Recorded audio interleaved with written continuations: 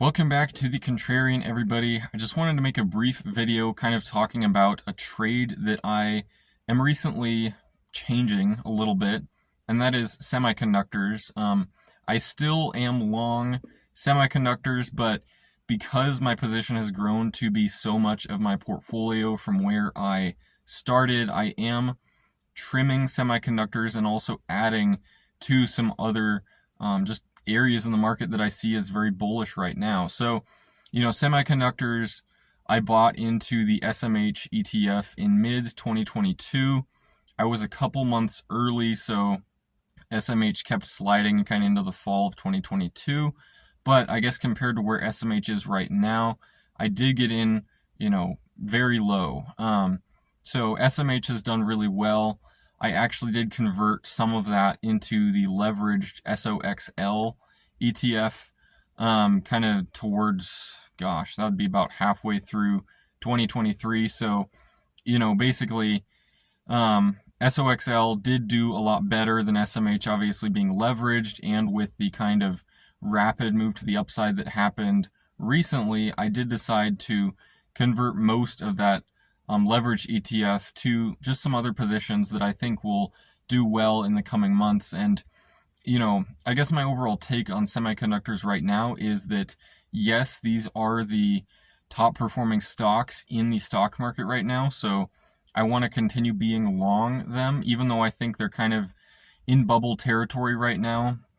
I have learned in the past with things like GameStop, and prior to that, even Tesla, actually, that bubbles will and do run much longer than you think they can. And so, with Nvidia right now, they just became the most valuable stock in the world by market cap, passing Apple and Microsoft.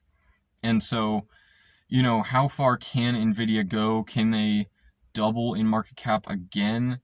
I don't know. Like, that would be that'd be over a $6 trillion market cap from here. I don't know if the AI bubble can go that far. It's possible. And it's because of that possibility why I want to at least have, some of a position still in semiconductor stocks. And by, semiconductors, I'm not just long Nvidia, but that's a large portion of SMH and the leveraged ETF. And so, AMD, Qualcomm, Broadcom, whatever other semiconductor stocks there are out there, I think those can also participate as well. Maybe even catching up some with Nvidia, that has definitely been the top performing semiconductor stock.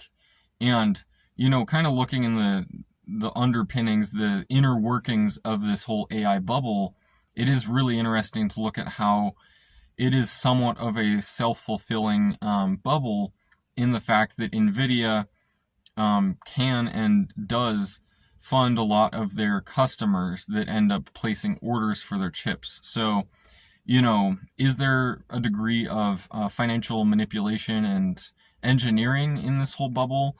Yeah, I think there is. But there's also the fact that semiconductors are just such a cyclical sector of the business. I mean, the whole semiconductor sector of electronics is so cyclical. In another year or two, it could be the case where Nvidia does correct very heavily. And in fact, I would expect that, even from here, with how far Nvidia has come, and the fact that it is turning into a bubble at this point. I mean, bubbles pop eventually.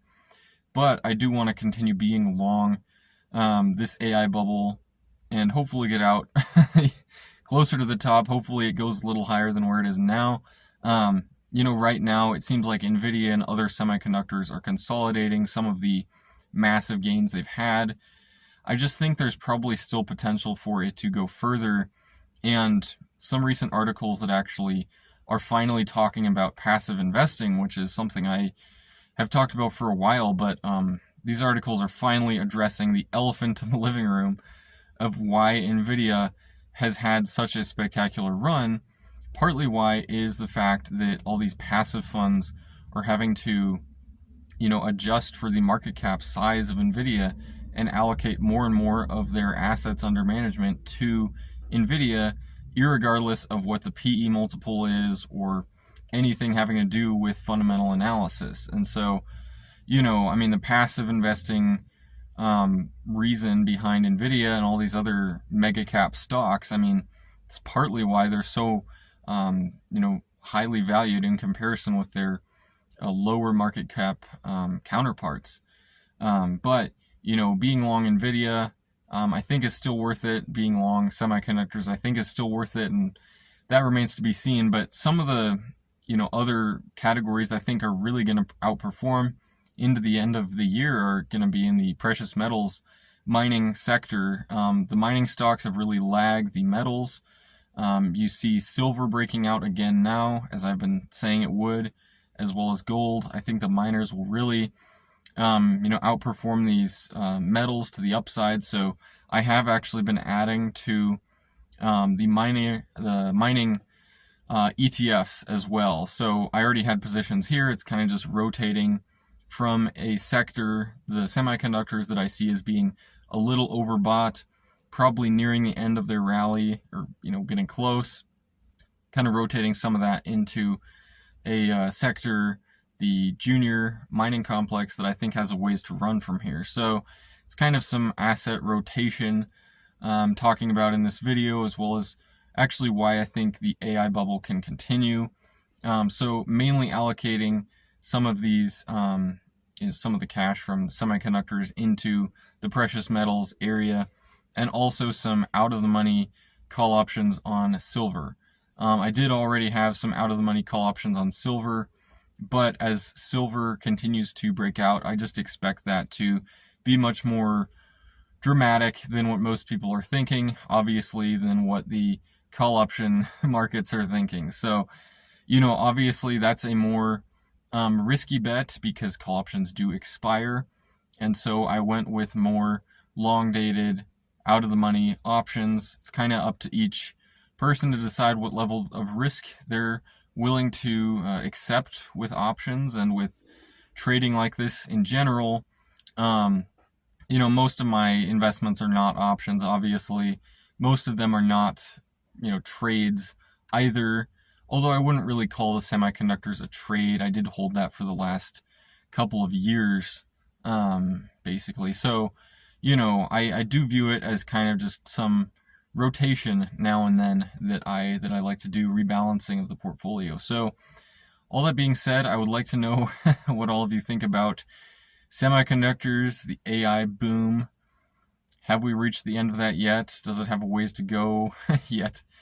Also, precious metals, the miners. Can the miners finally catch up to parity with the metals? Are the metals just going to continue to outstrip them, the actual mining complex as well in returns? Maybe it is actually finally that time, and maybe the miners never do play catch up, but I think they will eventually. But that's just my take.